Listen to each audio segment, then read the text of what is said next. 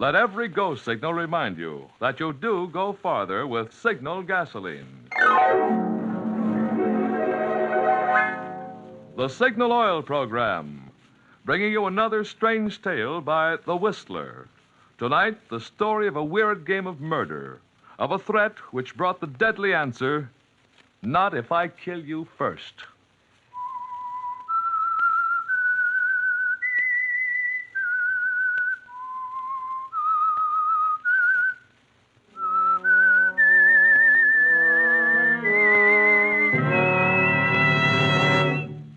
I am the Whistler.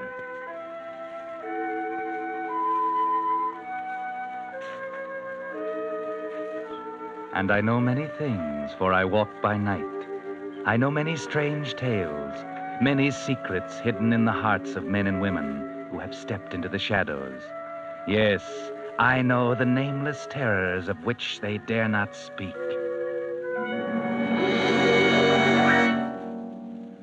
But first, I'd like to take a moment to tell you about Joe Jager's Signal gasoline station in Oakland, California. It's busy as a beehive, hours before most alarm clocks begin to jingle. Joe opens his signal station at the cold, gray hour of 4:45 to get ready for early morning defense workers because, as Joe puts it, their jobs are helping win the war, and I'm glad to serve them. During the day, Joe finds time for another unusual service. Many servicemen's families don't have cameras, so with his fine speed graphic, Joe takes pictures of them for mailing to their men overseas. Well, we can't expect all signal dealers to open at 4:45 and take pictures for servicemen, as Joe Jager does. But every signal dealer has his own way of delivering extra services, even these days. That's because Signal gasoline dealers don't operate just for today. With them, serving you is their permanent business, and will be through years to come. They know your car needs even better service today, when it must last out the duration and parts are hard to get. That's why friendly Signal dealers give the thorough, conscientious kind of service you can depend on. And that's why more and more drivers are finding out that to make your present car go farther, a mighty good man to know is your neighborhood Signal gasoline dealer. And now, the Whistler.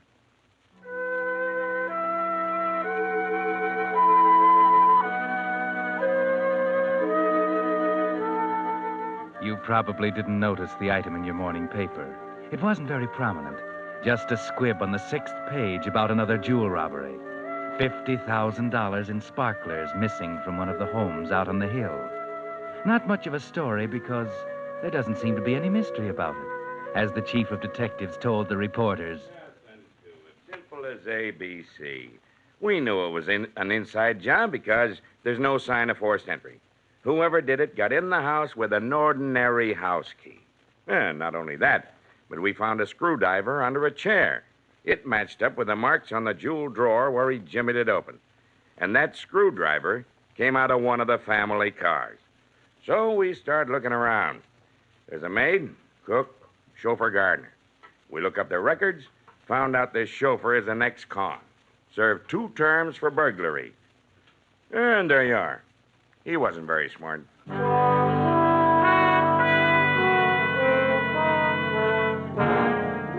Yes, it was very simple, wasn't it, officer?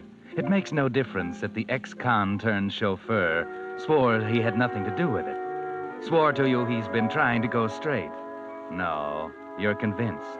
Only maybe if you knew what I do, officer, you might not be so certain. If you could see the little room over on First Avenue where young, tough Sammy Copeland is waiting for a business partner, pacing the floor, peeking out around a drawn blind, getting nervous.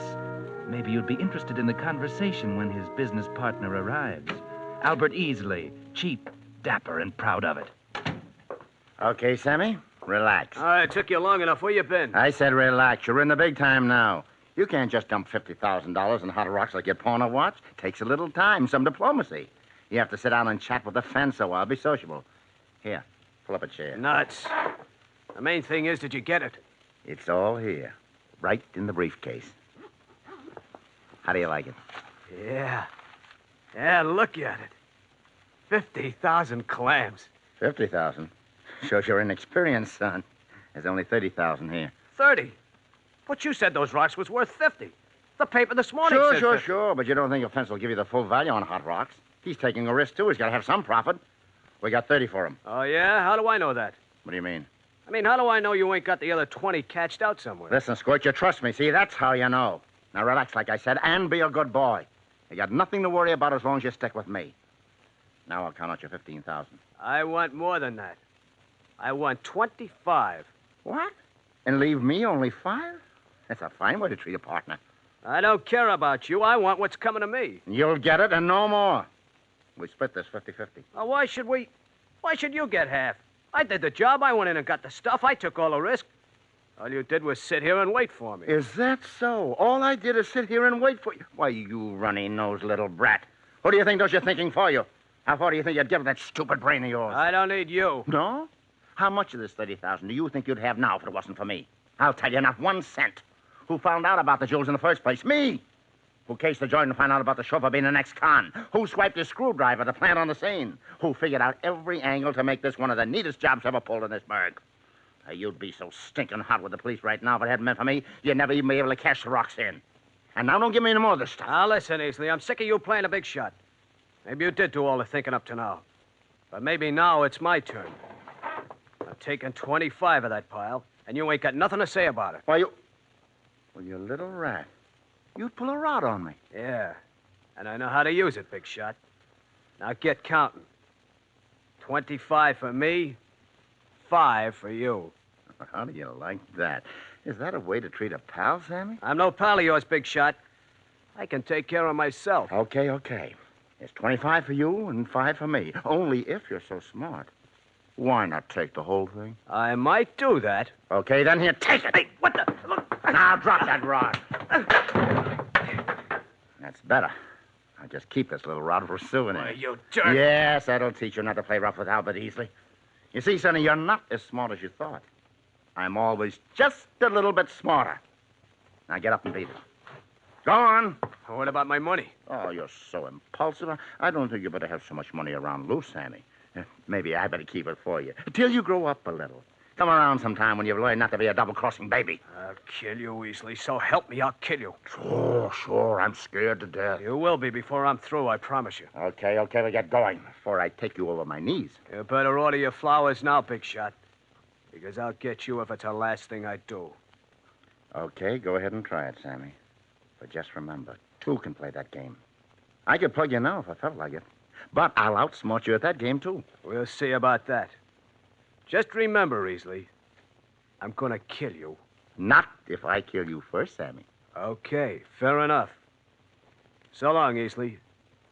Pleasant dreams.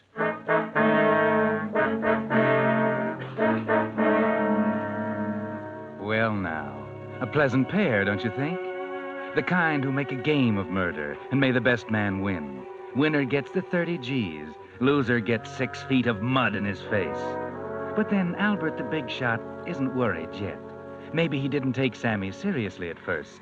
But then that afternoon, something happened. Herald, paper, Allies, advance on Rhine. Read all about it. Paper. Well, hello there, Sonny. I'll have one. Hi, Mr. Easley. Here you are. Thanks, honey. Well, keep the change. Good night. Gee, thanks, Mr. Easley. Hey, Mr. Easley, look out! Look out! Jiminy, Mr. Easley. That was a close one. That guy looked like he was almost trying to hit you. Yeah. Guess he wasn't fooling. Huh? Thanks, honey, for yelling at me. Guess I'll have to be more careful crossing streets after this.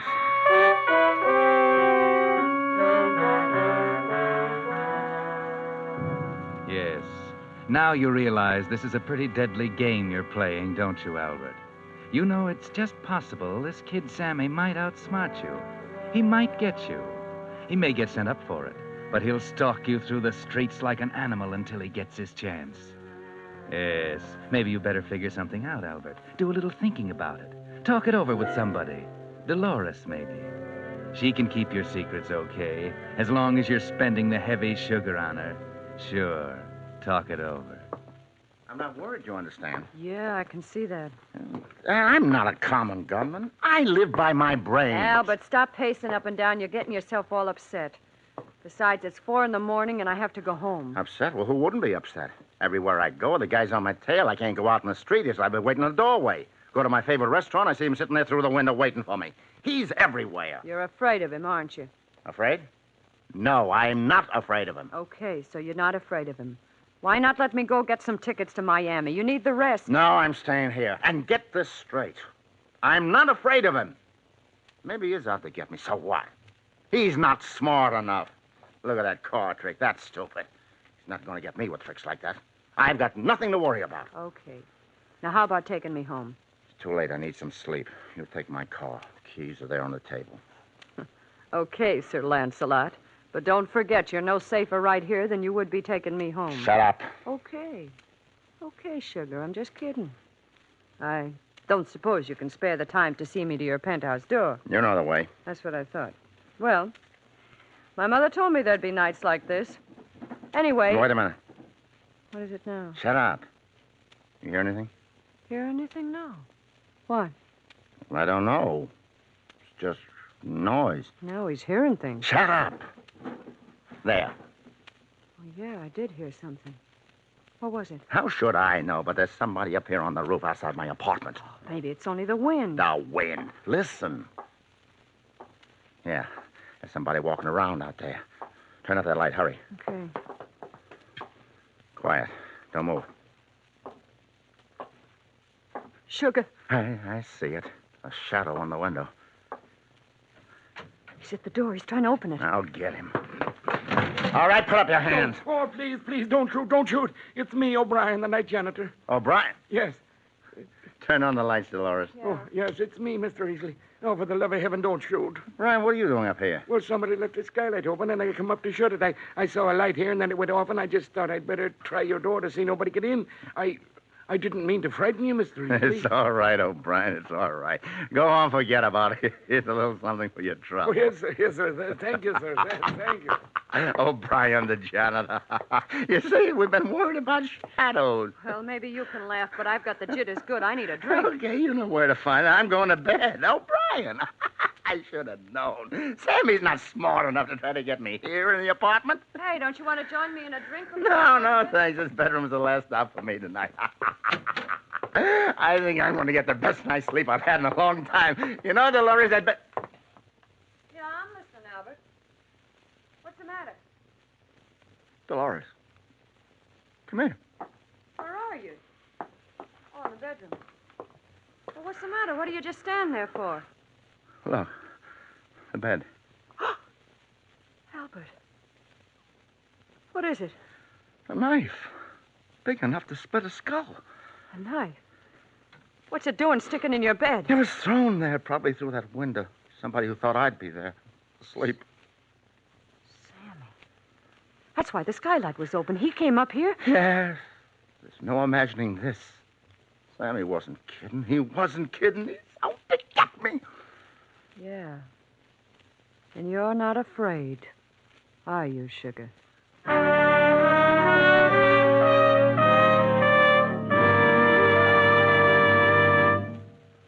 You are listening to the Signal Oil program. Let every go signal remind you that you do go farther with Signal gasoline.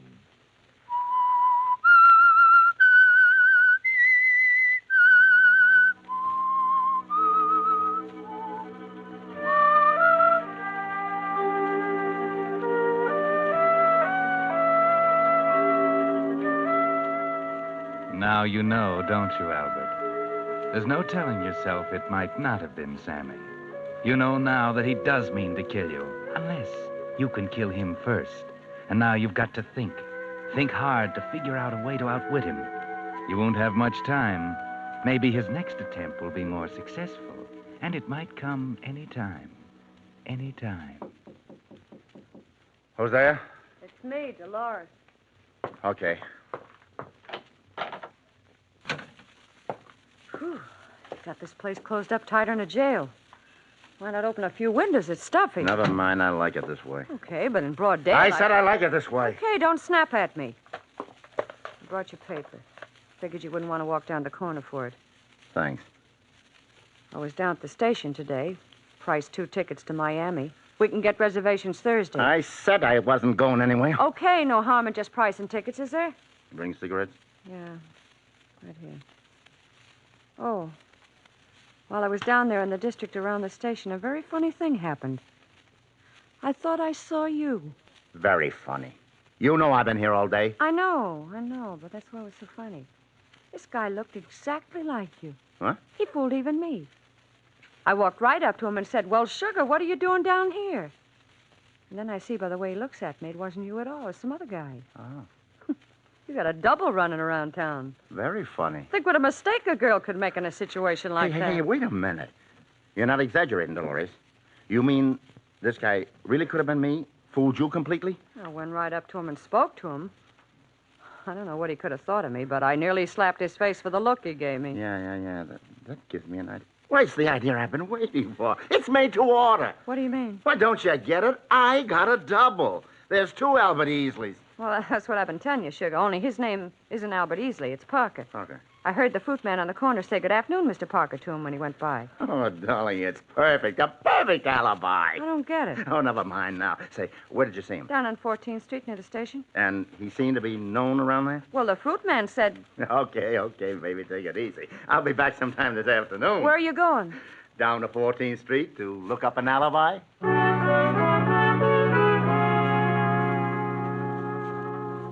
Now, this is more like it, Albert. Now you've got an idea.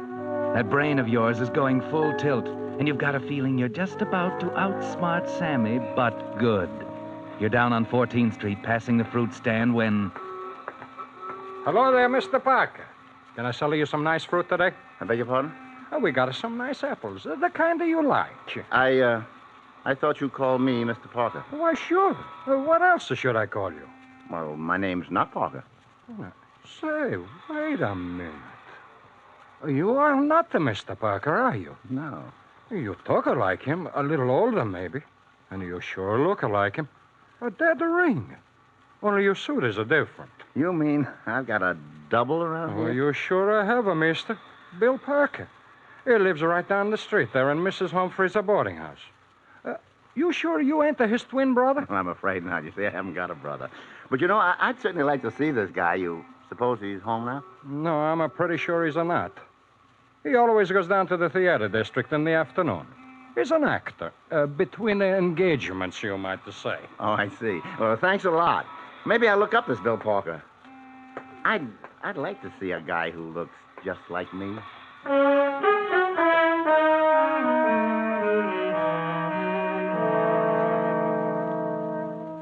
Yes, you'll look him up all right, Albert. You hang around his street all day watching for him. Finally, he comes home, and you get a good look at him from across the street. But it's not enough. You're there the next day when he goes out, and again when he comes back. And the next day, you notice everything about him. It's easy to find out how he talks. Just question some of the people along the street. People who are surprised that you're not Parker. Then, to make doubly sure, you take the final step. Try it once. Oh, Mr. Parker, you're back early. Oh, just for a minute, Mrs. Humphreys. I forgot something. Run up to my room for a second. Well, here you're forgetting your key. What? Oh, yes. I forgot I left it with you. Well, Mr. Parker, you always leave it with me. What? Oh, yes, so I do. Did you get to see Mr. Silver, the producer? No, not yet. Oh, dear, I do hope he'll see you. I know how much you're counting on that part, Mr. Parker, and we're all pulling for you. Sure, and I lit a candle for you this morning. Thank you, Mrs. Humphreys. So it's sure to happen today. And you won't forget dinner tonight. We're going to have pot roast. But, Mrs. Humphreys, No buts about it. You've got to get some meat on your bones. One hot meal a week isn't too much. We'll be expecting you at 6 now, Mr. Parker. All right. It's a cinch.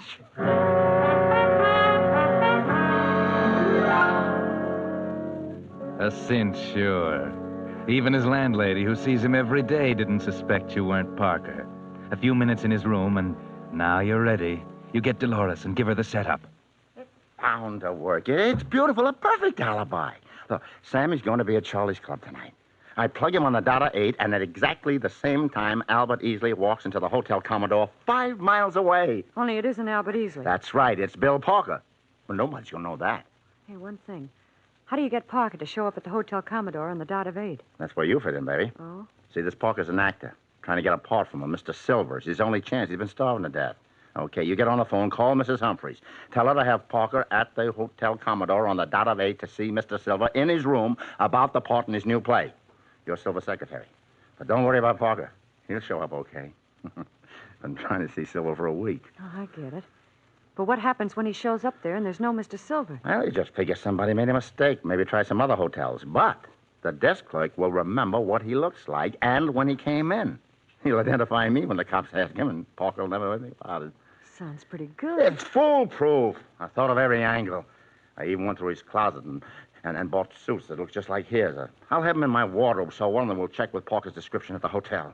Oh, baby, I figured everything out. Nothing can go wrong. Yeah. Maybe you're smarter than I thought. Smarter than Sammy thought.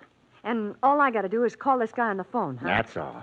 Then tonight, a few minutes before 8, you take my car, park it in a red zone in front of the Commodore, and get out quick without anybody seeing you. In a red zone, but you'll get a ticket. Oh, dear, that's just the idea. At 8 o'clock, the cop on the corner makes his last checkup on parked cars. I checked up on that. After I plug Sammy, I race uptown in a cab, pick up the car, have a traffic ticket in my pocket, dated 8 o'clock in front of the Commodore. Just another piece of my alibi. That's pretty clever. Sure, that's what I've been telling you. Albert Easley's a smart guy, a very smart guy.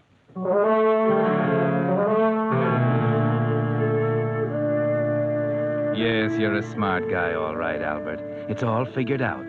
Dolores makes the call. Parker will be there. She drops you down near Charlie's club and goes on to park the car. You sneak in the back way, up the hall. The door's ajar. There's Sammy, sitting there, half facing you. He's grinning about something, looking satisfied. You'll soon fix that.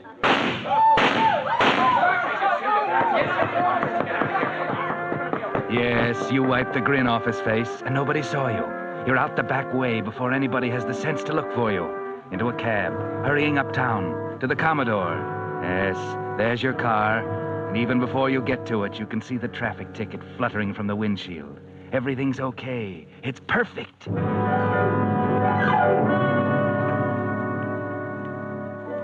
Yes, perfect. You're home now, in your dressing gown. The traffic ticket on the table. The suits that look like Parker's hanging in the closet. You're just waiting for the cops, and you don't have long to wait.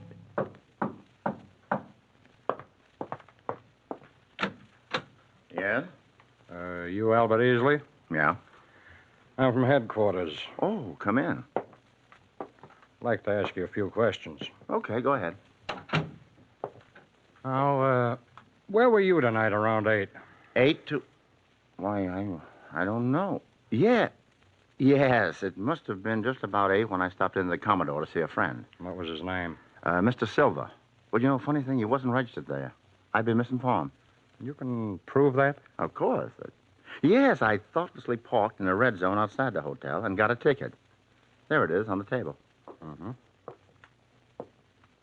I see. This proves your car was there. What about you? Well, the desk clerk will remember me, I suppose. Mm-hmm. Well, we'll see about that. In the meantime, you'd better come along with me, Easley. If what you say checks, you'll probably be okay. If not, you might be held on suspicion of murder.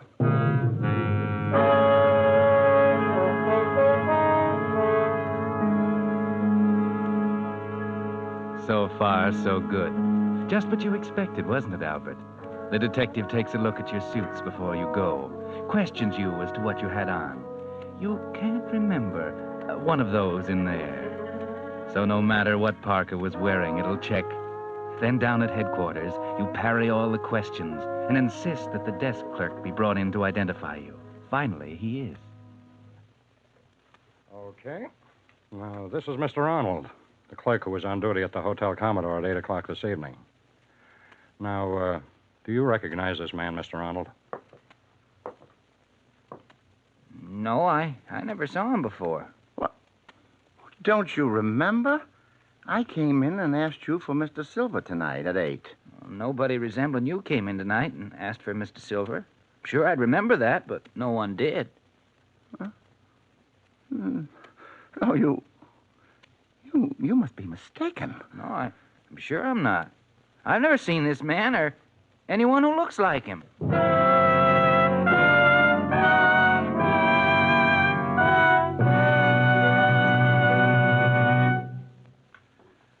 In a moment, the Whistler will be back to tell you what really happened to the perfect alibi. Meantime, I'd like to pass along some facts I just found out on the battery situation. Did you know that last winter, so many batteries needed replacing, the demand for new batteries actually exceeded the supply by 25%? Yes, and this year, the demand is likely to be even greater. All cars are a year older, and ration driving is tough on batteries. What's more, with our motorized armies advancing at full speed, the military's demand for batteries will reach an all-time high. Now, I'm no crystal gazer, so I can't predict whether this winter's supply of batteries will be enough to go around. But I do know that your neighborhood Signal gasoline dealer has just received a fresh stock of top-quality batteries built to Signal's rigid specifications for longer service. Batteries so fine, they're fully guaranteed up to 2 years. In my way of thinking, that makes right now the time to have your neighborhood Signal gasoline dealer inspect your battery. Then, if you need a new one, you can be sure of getting one of those guaranteed quality Signal Deluxe batteries. And now, back to the Whistler.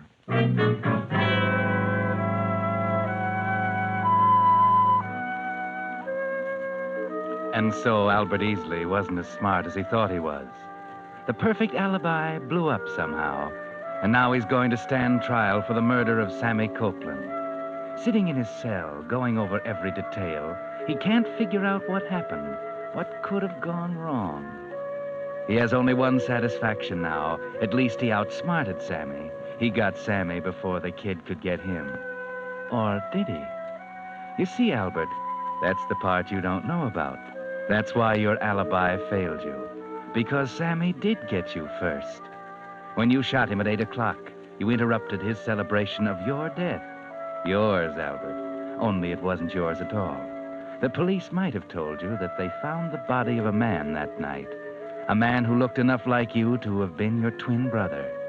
His name was Parker, Bill Parker. And your mistake was in not realizing that if you accidentally ran across him, Sammy might too. Only Sammy didn't look too closely. He simply unloaded that rod of his. And that's why your alibi didn't show up. Yes, you were pretty smart, Albert. But sometimes the smart ones have to pay off, too. And Sammy got you after all.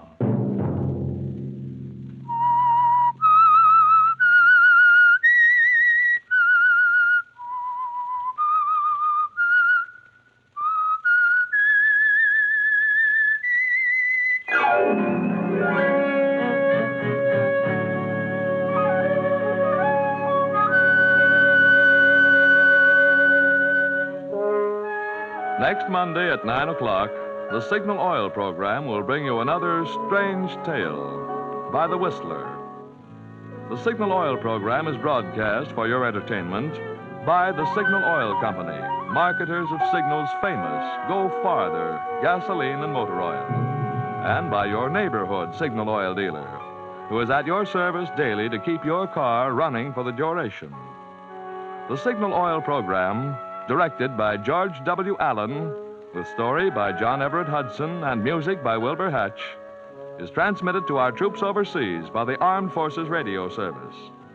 Bill Pennell speaking for your friend, the Signal Oil Company, and suggesting once again that you let every go signal remind you that you do go farther with Signal gasoline.